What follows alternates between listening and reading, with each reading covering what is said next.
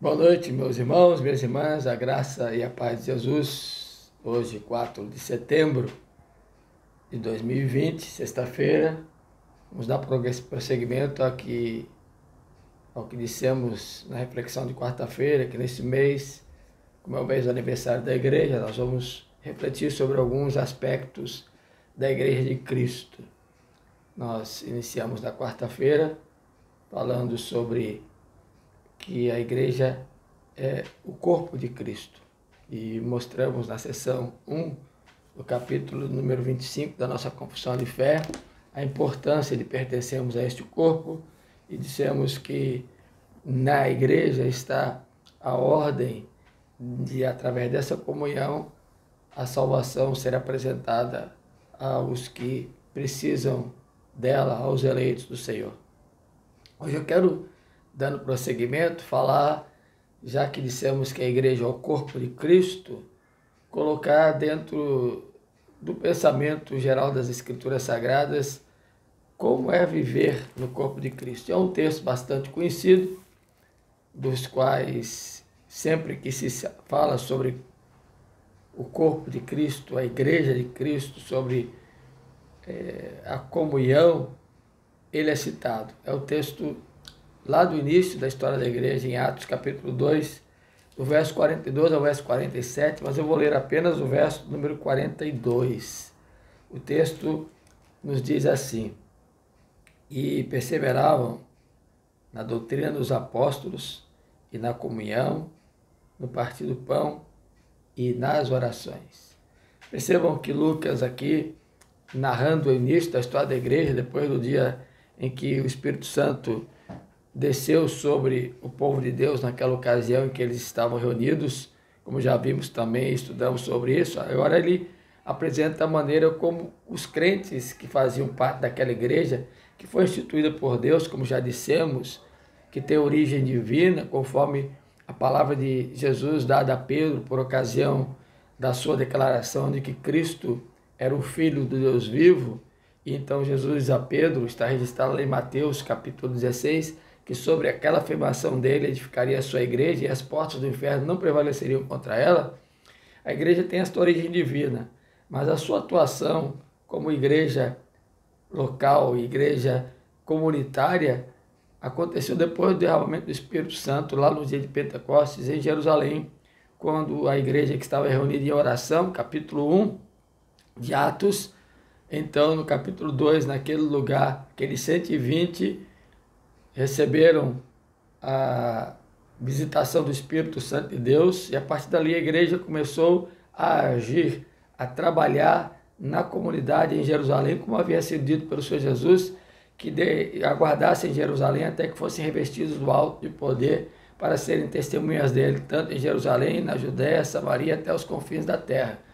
Atos 1, 8.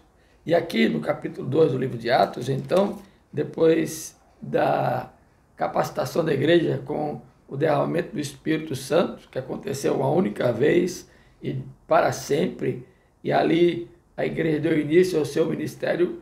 O sermão que Pedro pregou naquela ocasião, 3.000 pessoas foram recebidas na comunidade dos 120, as quais os discípulos lideravam naquela oportunidade. Os 11 mais Matias, que havia sido escolhido. E agora, antes de começar a narrativa do livro de Atos, da história desta igreja, é evidente que no pensamento de Lucas, que é um historiador por excelência, na narrativa detalhada que ele faz do livro de Atos, ele mostra como viviam os convertidos, como é que aquela igreja, que agora era o corpo de Cristo, vivia. E aqui veio o princípio da comunhão, que é fundamental como característica marcante da igreja de Cristo. E já vimos na quarta-feira passada, que essa comunhão representa a unidade de pensamento, de comportamento, de atitude, de ordem doutrinária.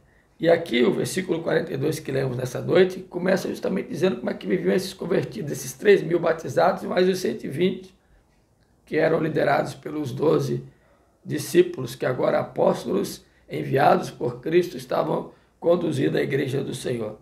E o texto diz que eles perseveravam. A palavra que aparece para perseverar é a palavra eles mantinham-se firmes. Os convertidos, que vieram de vários grupos de pessoas, judeus zelosos, gentios, conforme Atos capítulo 2, lá no início, diz, gente de muita região que se converteu, estavam agora no templo e viviam ali diariamente, louvando a Deus, estavam dentro da igreja. Estar no templo, estar na igreja, significa estar em comunhão. E aqui é dito algumas características que eles, então, de maneira unida, na comunhão dos santos, viviam.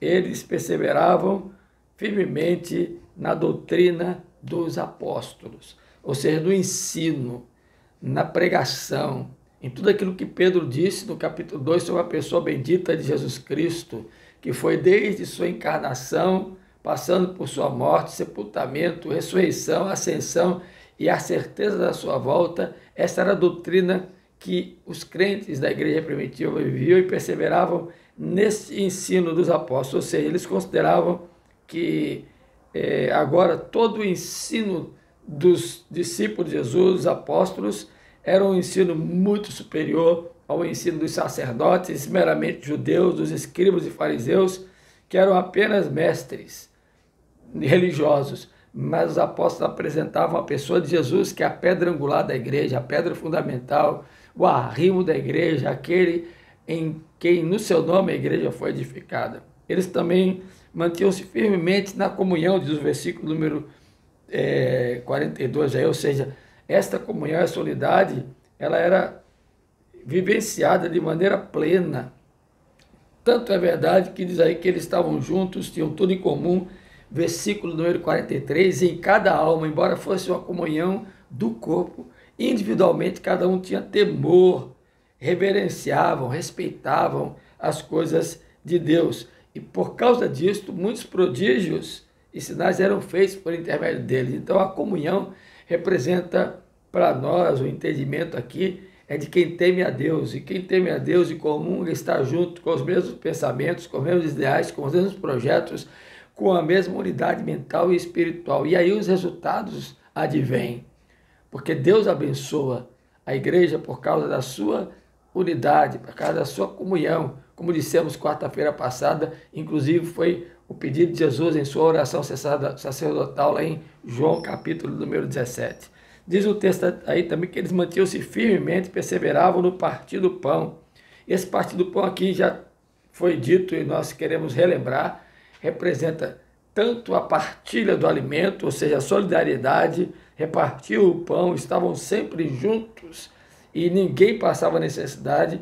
E o texto é bastante claro quando os versículos 45, 46 de Atos 2 nos afirmam justamente isso, que eles partiam o pão de casa em casa, tomavam suas refeições com alegria e singeleza de coração, e isso diariamente, vendiam os seus bens, propriedades, à medida que alguém tinha necessidade, ou seja, eles eram pessoas que dividiam, partilhavam, não apenas os valores espirituais, doutrinários, do entendimento das Escrituras, mas a vivência. Era uma vivência comunitária. E o outro elemento que aqui é posto no texto, que eles perseveravam na comunhão dos apóstolos, na doutrina dos apóstolos, na comunhão do partir do pão, é a celebração da ceia, o sacramento, tão importante, meio de graça. Eles tomavam juntos, eles partiam juntos. Aqui abrindo um parêntese, por isso que nós não aceitamos quando determinadas comunidades segregam pessoas de participarem dos elementos pão e vinho por serem de uma comunidade que não seja genuinamente cristã, nós não vamos aceitar. Agora, aquelas que professam a fé em Cristo Jesus, não podem ser apartadas da comunhão dos santos. E por fim, diz o texto aí que eles estavam unidos juntos em oração. A ideia de estar em oração aqui significa que eles não prescindiam de orarem uns com os outros e uns pelos outros. E, meus queridos irmãos, o que representa tudo isso? Representa que o Senhor deu à igreja ordenanças, ações para que ela pudesse trabalhar e pudesse se desenvolver. E quando Lucas registra aqui essa comunhão entre os irmãos em Cristo, era justamente a consequência da igreja que depende de Deus, que está sob a orientação do Espírito Santo, que é ensinada de forma sadia, com a sã doutrina, que mantém-se firme na palavra de Deus, que produz relacionamentos saudáveis, comungam juntos e que, sobretudo, eles juntos vivem a comunhão do Espírito Santo de Deus para anunciar a palavra de Deus. O que está sendo dito aqui, então, por Lucas, é que esta igreja, este corpo de Cristo vivia unido, viviam juntos, viviam naquele mesmo ambiente os valores que o Senhor havia pregado. E o resultado, diz o texto aí em Atos, que muitos prodígios e sinais eram feitos e o Senhor acrescentava dia a dia os que iam sendo salvos. E com isso a alegria, o entusiasmo, a vida da igreja era vibrante. E o Senhor ia acrescentando dia a dia os que iam sendo salvos, e eles louvavam e bendiziam o Senhor. Portanto, quando a gente fala disso, a gente está falando de ordenanças. E a seção de número 3 do capítulo 25 da nossa Confissão de Fé diz que esta igreja católica, universal, visível, Cristo deu o ministério, os oráculos e as ordenanças de Deus para a incorporação e o aperfeiçoamento dos santos nessa vida até o fim do mundo. E por sua própria presença e a do Espírito, segundo a sua promessa, os torna eficientes para esse fim. Quero concluir com essa sessão número 3, porque a partir daqui nós vamos estudar na próxima reflexão sobre o que são essas ordenanças e porque Deus as deu somente à igreja, para que assim possamos entender a importância de sermos a igreja de Cristo, o corpo dele aqui neste mundo. Que ele nos abençoe grandemente e nos faça compreender essa verdade. Vamos orar? Ó Deus, obrigado por este dia, obrigado por teu cuidado, proteção, provisão. Suplicamos que nos abençoe nessa noite, dando-nos um sono reparador. Rogamos pelos que estão enfermos, suplicamos, ó Deus, que abençoes aqueles que estão precisando do teu cuidado especialmente. E nos lembramos aqui do Ícaro, oramos por ele, pedimos que o Senhor esteja guardando e que ele possa ser recuperado em sua saúde, bem como a todos os que estão enfermos. Estende a tua mão sobre nós. Abençoa-nos nesta noite e ser conosco nesse final de semana, na programação da tua igreja, amanhã na reunião onde vamos nos preparar para o retorno, no domingo o culto matinal e o culto vespertino, para que juntos possamos, no dia 13 de setembro, se assim Deus nos permitir, estarmos juntos na igreja, cultuando ao Senhor. Oramos a Ti em nome de Jesus e pedimos-te perdão para os nossos pecados. Fazemos isso na esperança de que o Senhor nos perdoa. Amém. E que agora a paz de Deus, que excede a todo entendimento, vos guarde mente e coração em Cristo Jesus. Amém. Boa noite a todos. Fiquem com a canção logo após ouvir a reflexão. E não se esqueça, domingo pela manhã, a transmissão do culto matinal e vespertino no horário de sempre, 10h30 e 19h30. Até lá, se Deus quiser. Boa noite.